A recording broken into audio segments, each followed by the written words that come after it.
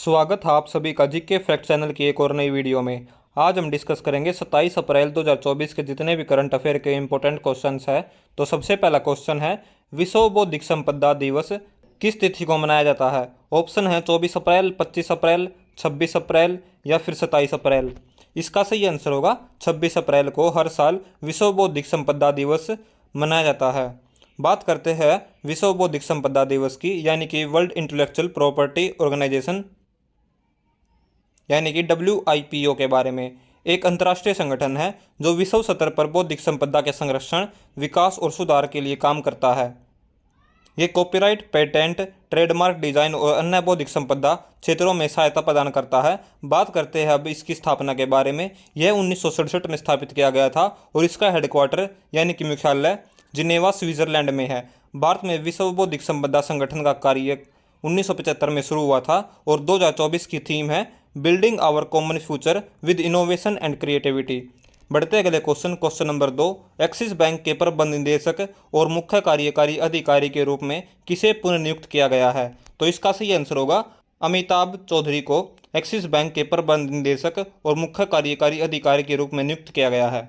बात करते हैं अब एक्सिस बैंक के बारे में। एक्सिस बैंक भारत का तीसरा सबसे बड़ा निजी क्षेत्र का बैंक है और इसकी स्थापना 1994 में हुई थी और इसका हेडक्वार्टर मुंबई, महाराष्ट्र में है। एक्सिस बैंक भारत का पहला बैंक था जिसने ATM में चिप आधारित लेन देन शुरू किया था। एक्सिस बैंक भारत का पहला बैंक था जिसने मोबाइल बैंकिंग ऐप लॉन्च किया था।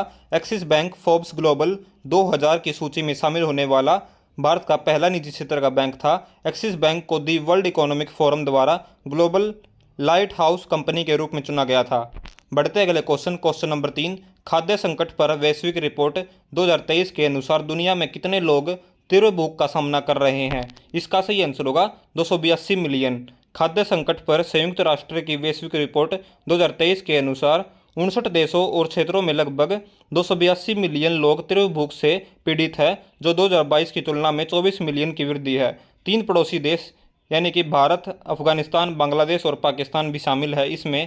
क्वेश्चन नंबर 4 है, फीफा पुरुष विश्व कप 2034 की मेजबानी कौन सा देश करेगा? इसका सही आंसर होगा सऊदी अरब। बात करते हैं फीफा वर्ल्ड कप के बारे में। ब्राज़ील ने सबसे अधिक 5 बार फीफा वर्ल्ड कप जीता है। जर्मनी ने 4 बार फीफा वर्ल्ड कप जीता है। इटली ने भी 4 बार वर्ल्ड कप जीता है और इंग्लैंड, स्पेन और उरुग्वे ने एक बार फीफा वर्ल्ड कप को जीता है।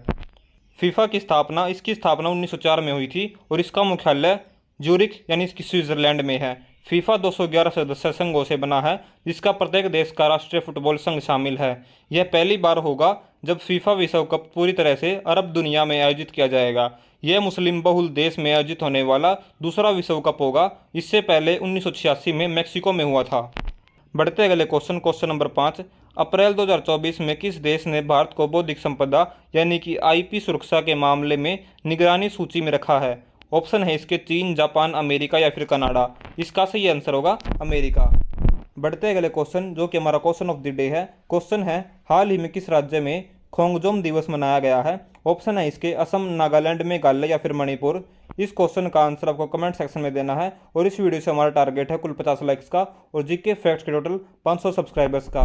बढ़ते अगले क्वेश्चन नंबर 6। हाल ही में RBI का डिप्टी गवर्नर किसे नियुक्त किया गया है? तो इसका सही आंसर होगा रविशंकर। बात करते हैं RBI के बारे में। इसकी फुल फॉर्म है भारतीय रिजर्व बैंक।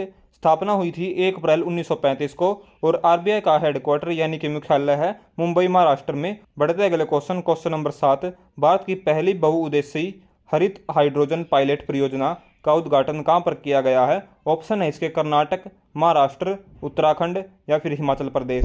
इसका सही आंसर होगा हिमाचल प्रदेश। हिमाचल प्रदेश के मुख्यमंत्री है श्री सुखविंदर सिंह सुक्खू और राज्यपाल है श्री राजेंद्र कुमार आर्लेकर। बढ़ते अगले क्वेश्चन नंबर 8 की ओर। हाल ही में अंतर्राष्ट्रीय चेरनोबिल आपदा स्मरण दिवस कब मनाया गया है? ऑप्शन है इसके 24 अप्रैल, 25 अप्रैल, 26 अप्रैल या फिर इनमें से कोई नहीं। इसका सही आंसर होगा 26 अप्रैल। अंतर्राष्ट्रीय चेरनोबिल आपदा स्मरण दिवस हर साल 26 अप्रैल को मनाया जाता है और यह 1986 में चेरनोबिल परमाणु ऊर्जा संयंत्र में हुई विनाशकारी दुर्घटना की याद दिलाता है।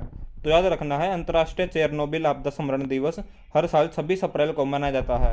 क्वेश्चन नंबर 9 है, हाल ही में कौन सी कंपनी फीफा विश्व कप की प्रायोजक बनी है? इसका सही आंसर होगा अरामको। अरामको आधिकारिक तौर पर सऊदी अरब ऑयल ग्रुप या सऊदी अरामको सऊदी अरब की राष्ट्रीय तेल और प्राकृतिक गैस कंपनी है। यह दुनिया की सबसे बड़ी तेल उत्पादक कंपनी में से एक है और 2022 तक राजस्व के हिसाब से दुनिया की दूसरी सबसे बड़ी कंपनी थी और इसकी स्थापना 1933 में हुई थी। मूल रूप से इसे अरेबियन अमेरिकन तेल कंपनी के नाम से भी जाना जाता था। इसका मुख्यालय धरान सऊदी अरब में स्थित है। बढ़ते अगले क्वेश्चन नंबर 10। हाल ही में किसे आईसीसी महिला T20 वर्ल्ड कप क्वालिफायर का राजदूत नियुक्त किया गया है? ऑप्शन है इसके एलिस पेरी, दीप्ति शर्मा, सना मीर या फिर इनमें से कोई नहीं। इसका सही आंसर होगा सना मीर। पाकिस्तान की दिग्गज क्रिकेटर खिलाड़ी सना मीर को हाल ही में आईसीसी महिला T20 विश्व कप क्वालिफायर 2024 का राजदूत नियुक्त किया गया है। बढ़ते अगले क्वेश्चन नंबर 11। हाल ही में किस देश से T20 विश्व कप से पहले अभय शर्मा को मुख्य कोच नियुक्त किया गया है? ऑप्शन है इसके कांगो, नेपाल, युगांडा या फिर कनाडा। तो इस क्वेश्चन में पूछा गया है किस देश से T20 विश्व कप से पहले अभय शर्मा को मुख्य कोच नियुक्त किया गया है? तो इसका सही आंसर होगा युगांडा। भारत के पूर्व प्रथम श्रेणी क्रिकेटर अभय शर्मा को हाल ही में युगांडा की सीनियर पुरुष राष्ट्रीय क्रिकेट टीम का मुख्य कोच नियुक्त किया गया है और यह नियुक्ति 23 अप्रैल 2024 को युगांडा क्रिकेट एसोसिएशन द्वारा की गई थी। अभय शर्मा 3 साल के अनुबंध पर टीम के साथ काम करेंगे, जिसमें 2024 T20 विश्व कप जो जून में वेस्ट इंडीज और अमेरिका में खेला जाएगा उसमें भी शामिल है। क्वेश्चन नंबर 12 है हाल ही में आरबीआई ने किस बैंक पर ऑनलाइन नए ग्राहक जोड़ने पर प्रतिबंध लगाया है? तो इसका सही आंसर होगा कोटक महिंद्रा बैंक। कोटक महिंद्रा बैंक भारत के सबसे बड़े निजी बैंक के क्षेत्र में से एक है और इसकी स्थापना 1985 में हुई थी और इसका मुख्यालय हेडक्वार्टर मुंबई महाराष्ट्र में है। क्वेश्चन नंबर 13 है हाल ही में पहले खाड़ी युवा खेलों का उद्घाटन समारोह कहाँ पर हुआ है? इसके ऑप्शन है दुबई, शारजाह, दोहा या फिर इनमें से कोई नहीं। तो इसका सही आंसर होगा दुबई। क्वेश्चन नंबर 14 है हाल ही में किस देश में चीन द्वारा निर्मित हवाई अड्डे का प्रबंधन भारतीय और रूसी कंपनी करेगी? इसका सही आंसर होगा श्रीलंका। क्वेश्चन नंबर 15 है हाल ही में भारत के पहले बहुउद्देशीय ग्रीन हाइड्रोजन पायलट प्रोजेक्ट का उद्घाटन कहाँ पर हुआ है? ऑप्शन है इसके हिमाचल प्रदेश, उत्तराखंड, हरियाणा या फिर महाराष्ट्र। तो इस क्वेश्चन में पूछा गया है भारत के पहले बहुउद्देशीय ग्रीन हाइड्रोजन पायलट प्रोजेक्ट का उद्घाटन कहाँ पर हुआ है? तो इसका उद्घाटन हुआ है हिमाचल प्रदेश में। बढ़ते अगले क्वेश्चन जो कि हमारे प्रीवियस डे के इंपॉर्टेंट करंट अफेयर्स के क्वेश्चन है जो कि एग्जाम की दृष्टि से बहुत ही ज़्यादा इंपॉर्टेंट है, जो 1 लाइन के फॉर्म में होंगे। तो सबसे पहला क्वेश्चन है हाल ही में किस चुनाव आयुक्त ने इस्तीफा दिया है? अरुण गोयल इसका सही आंसर है। क्वेश्चन नंबर 2 है हाल ही में एनएसजी का नया महानिदेशक किसे नियुक्त किया गया है? दलजीत सिंह चौधरी। क्वेश्चन नंबर 3 है भारतीय फार्मा को मान्यता देने वाला पहला स्पेनिश भाषी राष्ट्र कौन बना है? निकारागुआ। क्वेश्चन नंबर 4 है हाल ही में किस देश में 2 दिवसीय नजरुल उत्सव शुरू हुआ है? बांग्लादेश इसका सही आंसर होगा। क्वेश्चन नंबर 5 है हाल ही में किसने 2024 में प्रित्जर पुरस्कार जीता है? रिकेन यामामोटो ने 2024 का प्रित्जर पुरस्कार जीता है। क्वेश्चन नंबर 6 है हाल ही में किसने ONGC पैरा गेम्स का उद्घाटन किया है? हरदीप सिंह पुरी। क्वेश्चन नंबर 7 है हाल ही में किसे राष्ट्रीय अनुसूचित जनजाति आयोग का सदस्य नियुक्त किया गया है? आशा लाकड़ा। क्वेश्चन नंबर 8 है हाल ही में कौन पाकिस्तान के 14वें राष्ट्रपति बने हैं?